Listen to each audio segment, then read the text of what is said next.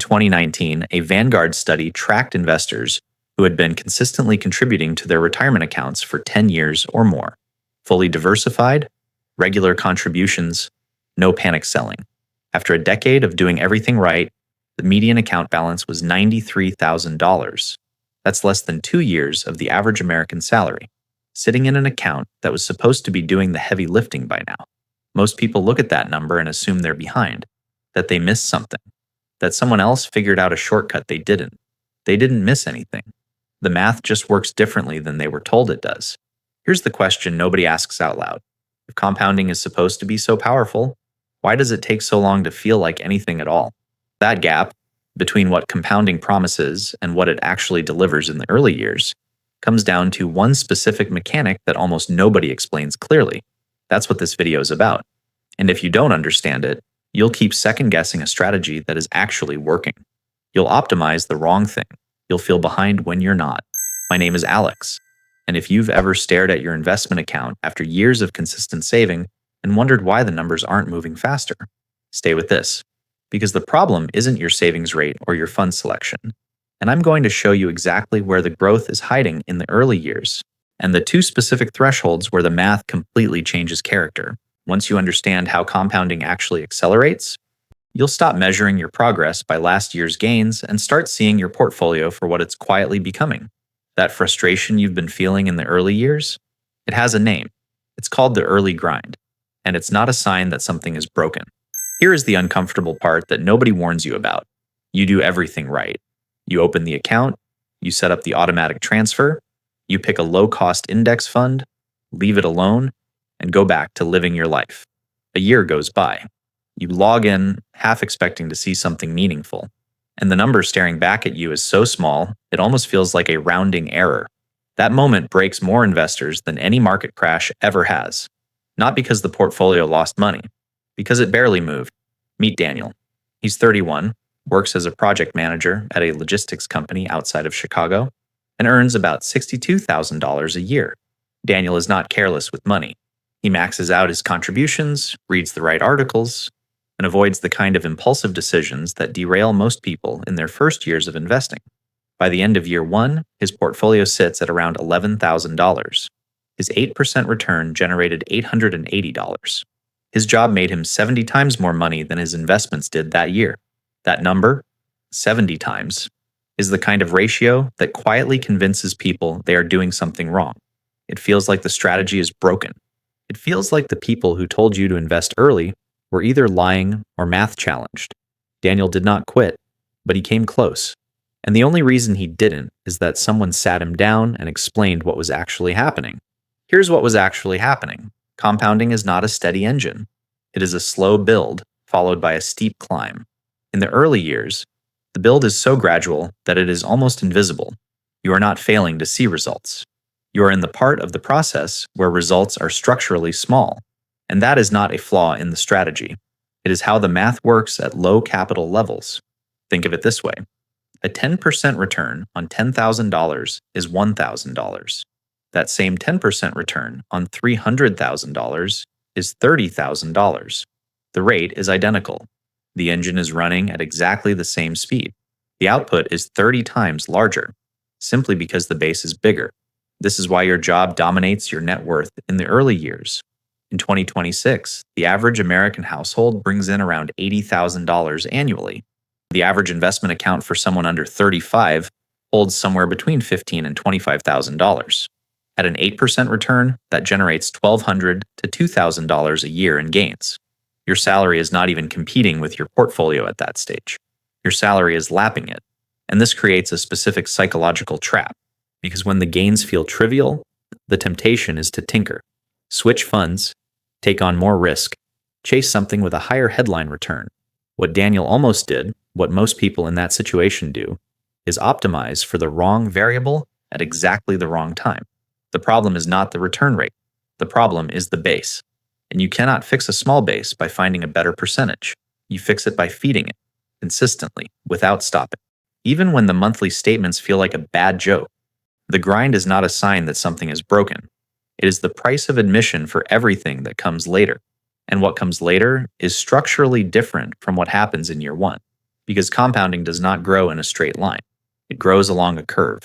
And once you understand the mechanics behind that curve, the early grind stops feeling like a punishment and starts feeling like a setup. Most people think compounding is about patience. It is not. Patience is just what you need while the real variable does its work. The real variable is capital, the size of the base. And until that base reaches a certain weight, no amount of discipline or return rate is going to make the numbers feel meaningful. That is not a motivational problem. It is a physics problem. Here is how the mechanism actually works. Compounding means your returns generate their own returns. You earn interest on your interest, gains on your gains.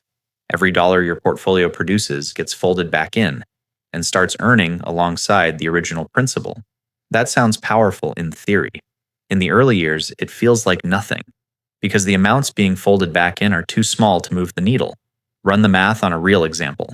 You save $6,000 a year. You invest it consistently in a broad index fund, earning a historical average of around 10% annually. At the end of year one, your portfolio has generated roughly $600 in gains. In year two, the base is a little larger, so the gains are a little larger. By year three, your cumulative market gains are still only about $4,000. You have contributed $18,000 of your own money. The market has contributed less than a quarter of that. By year five, you have put in $30,000. The market has added around $10,000. Your contributions are doing 75% of the work. Your money is along for the ride, but you are still the one pulling the cart. This is the part where most explanations stop. They show you the grind, then skip ahead to the miracle of year 30. What they leave out is why the transition happens and when. There are two variables driving compounding. The first is the return rate. That is the percentage your portfolio earns each year. The second is the base, the total amount of capital sitting in the account. In the early years, the base is small, so even a strong return rate produces a small dollar output. Same engine, small fuel tank. The engine is not the problem.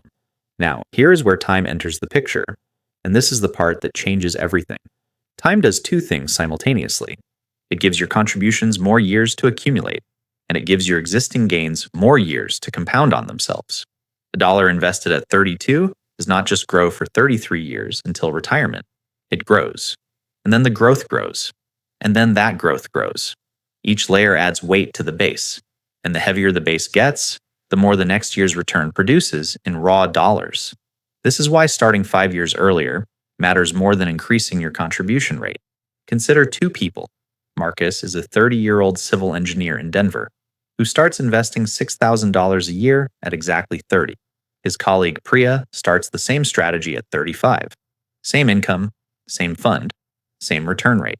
By the time both reach 65, Marcus has roughly $1.6 million. Priya has just under $1.1 million. The 5-year head start is worth around $500,000. Not because Marcus saved more, but because his base had 5 additional years to gather weight before the curve started bending. That curve is the whole story, and it does not bend gradually. It bends at specific, identifiable moments. The first one has a name, and it marks the exact point where your portfolio stops being a passenger and steps into the driver's seat.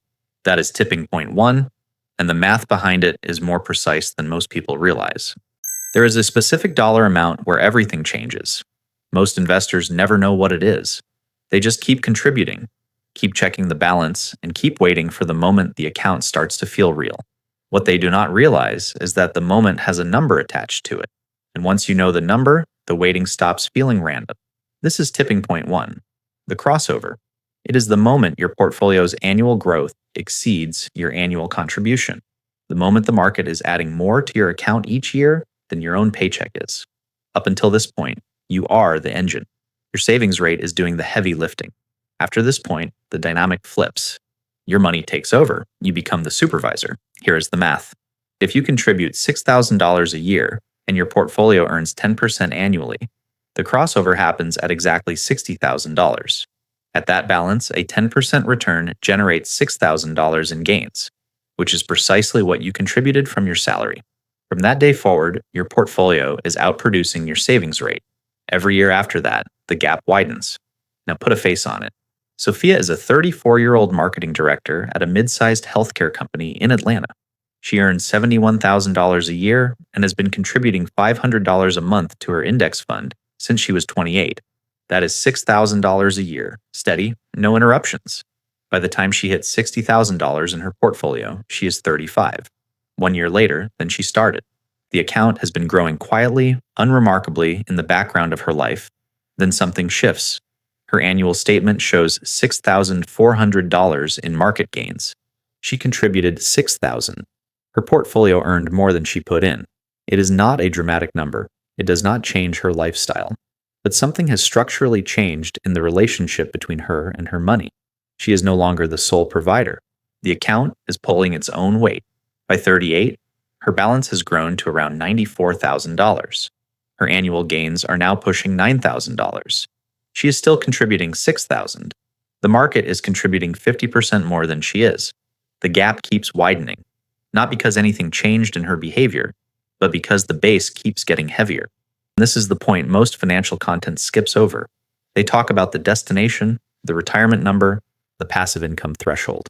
They rarely stop at this intermediate milestone and say, "This moment matters." This is where the psychology of investing changes.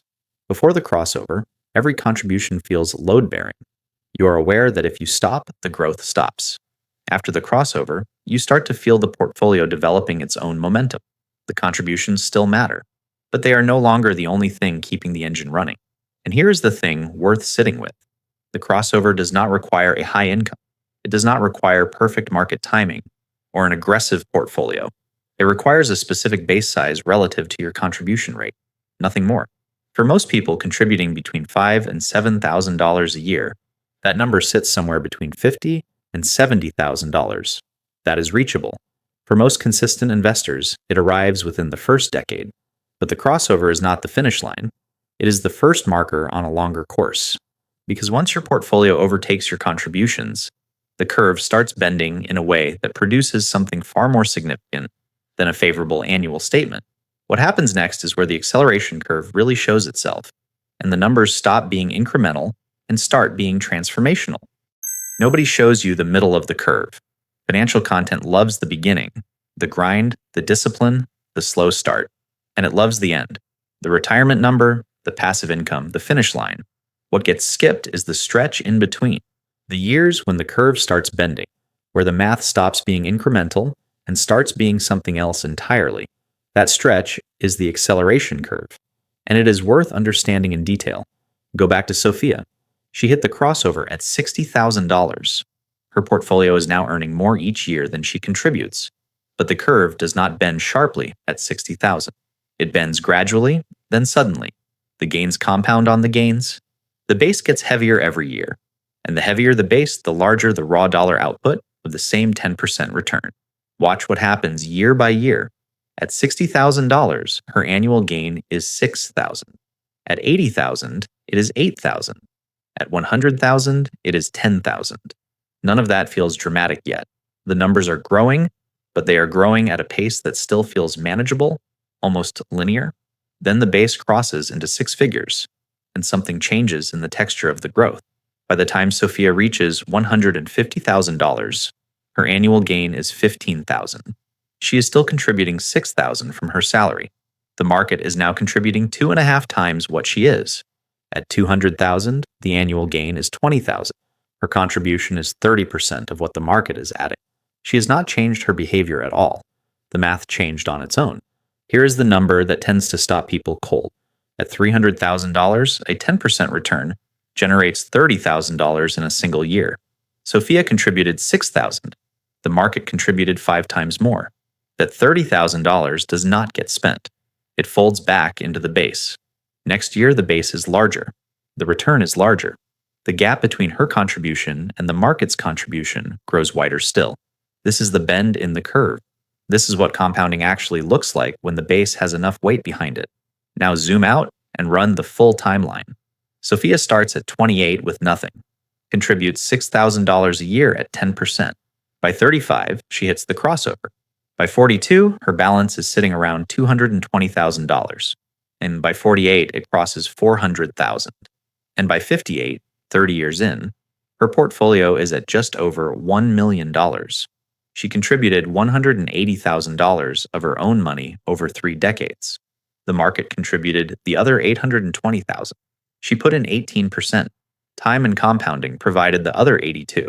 That ratio is the thing worth holding on to. In the early years, you are doing most of the work. By the end, you are doing almost none of it. The curve does not reward effort. It rewards staying in long enough for the base to reach the weight where the math takes over. And there is a reason this feels surprising every time someone sees it laid out clearly. Because the acceleration is not visible from inside the grind. You cannot feel the curve bending when you're in year 3 or year 5. You can only see it in retrospect, or by running the numbers forward before you get there. Sophia's curve does not stop at 1 million. It keeps climbing, because the same mechanic that carried her from 60,000 to 1 million does not switch off. It accelerates further. And the destination that acceleration is pointing toward, the point where the portfolio generates enough to replace a salary entirely. That is tipping point 2. The math behind it is specific, and the target is more reachable than most people expect. Here is the number most people never calculate for themselves. Your portfolio has a salary replacement threshold, a specific dollar amount where its annual returns, without you adding another cent, generate enough income to cover what your job currently pays you. Below that number, you need your job. At that number, your job becomes optional. It is not a vague concept. It is arithmetic. And once you know your personal threshold, the entire way you think about saving and investing shifts. This is tipping point 2. The calculation is straightforward. Take your annual salary, divide it by your expected return rate. The result is the portfolio size required to generate that salary passively, every year, in perpetuity. If you earn $60,000 a year and assume a 10% average annual return, your threshold is $600,000. At that balance, the portfolio generates $60,000 in gains annually. Your salary replaced, not partially, entirely. Now adjust for a more conservative assumption, using a 7% return, which accounts for inflation, and a more cautious market outlook. The same $60,000 salary requires a portfolio of around $857,000. And if you apply the 4% rule, which is the withdrawal rate most retirement researchers consider sustainable over a 30-year horizon, the target climbs to $1.5 million. 3 different numbers for the same outcome. The right one depends on your timeline, your risk tolerance, and how much certainty you want built into the plan. Meet James. He is a 41-year-old high school history teacher in Columbus, Ohio.